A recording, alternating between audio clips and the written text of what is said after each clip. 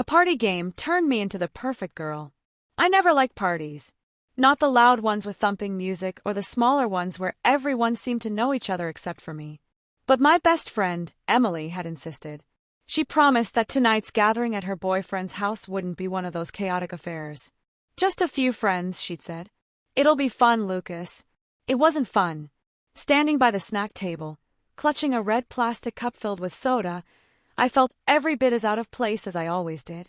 Emily had drifted off into the kitchen, laughing with some guy I didn't recognize, leaving me to fend for myself. The group was made up of her theater friends, vibrant, outgoing people who oozed confidence. I was the awkward, nerdy friend she dragged along, the guy in a plain black hoodie and jeans who couldn't figure out how to join in on their animated conversations.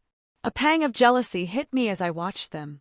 They were so effortlessly expressive, as if they had no qualms about being fully themselves.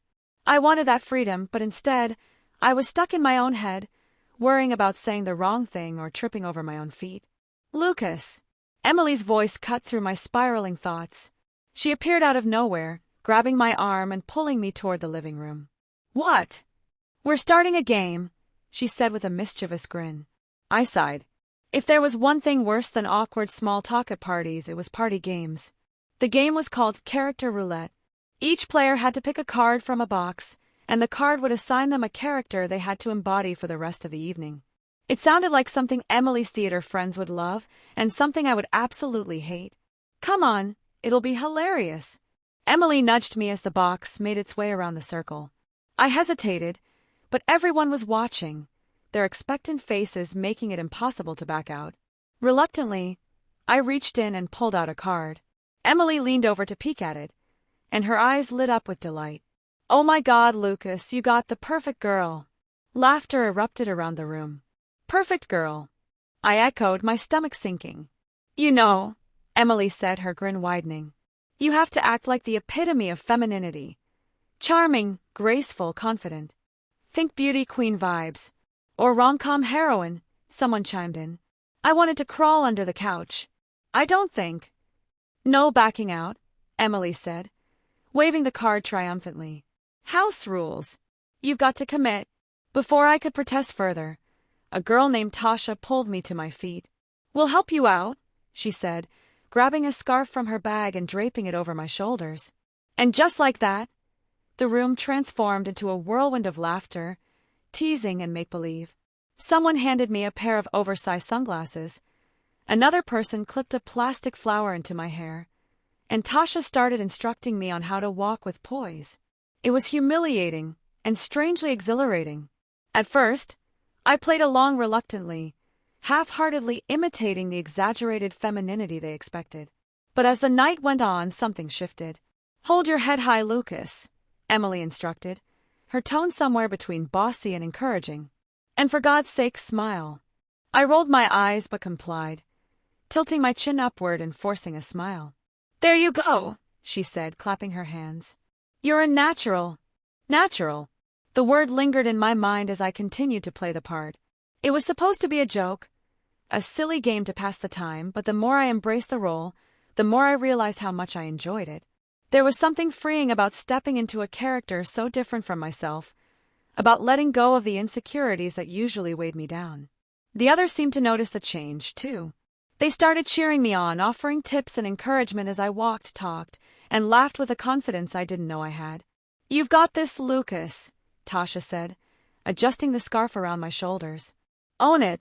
And for the first time in my life, I did. By the time the game ended, I wasn't just playing the perfect girl. I was the perfect girl.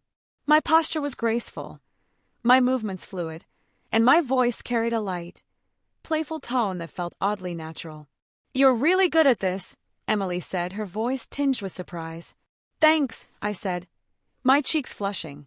But beneath the surface, I couldn't help but wonder, was this really just a game, or was it something more? The high from the party carried me through the next day, but reality hit hard when Monday rolled around. What's with you? My coworker, Ben, asked as I walked into the office. You're like, glowing or something. Nothing, I mumbled, quickly ducking into my cubicle. But it wasn't nothing. I couldn't stop thinking about how confident and carefree I'd felt that night, and how much I missed that version of myself.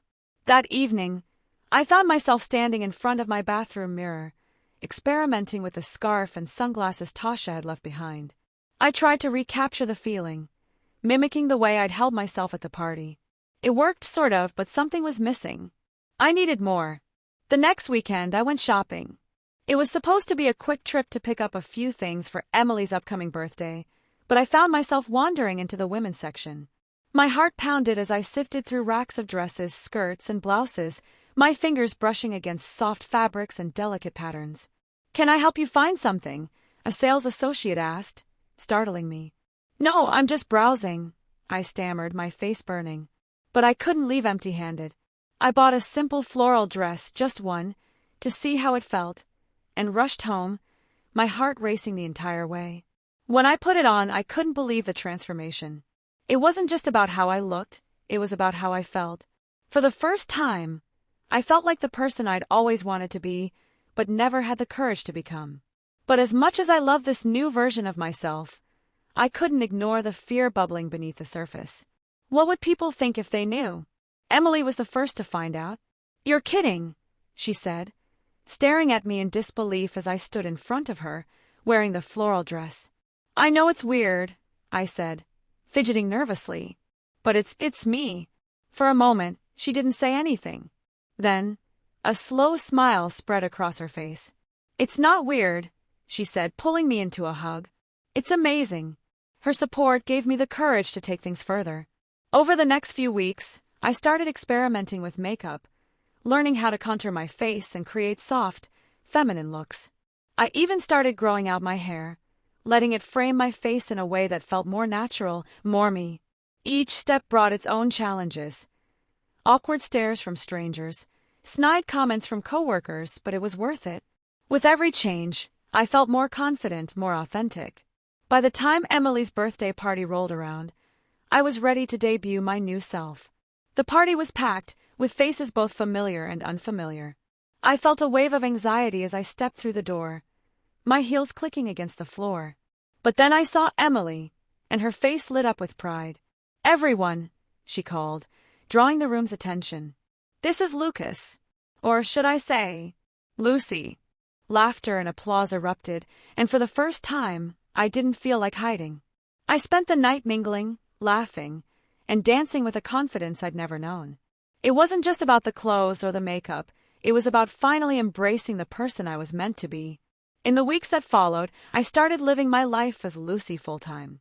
It wasn't always easy, but it was worth it. I felt more comfortable in my own skin, more connected to the world around me. Emily became my biggest supporter, helping me navigate everything from wardrobe choices to difficult conversations with family and friends. And while not everyone understood or accepted my transformation, I learned to focus on the people who did. Sometimes, the most unexpected experiences can lead us to discover our truest selves. What started as a silly party game turned into a journey of self-discovery and empowerment. Life is too short to hide who you are. Embrace your individuality, take risks, and don't be afraid to rewrite your own story. After all, the perfect version of yourself is the one that feels right to you.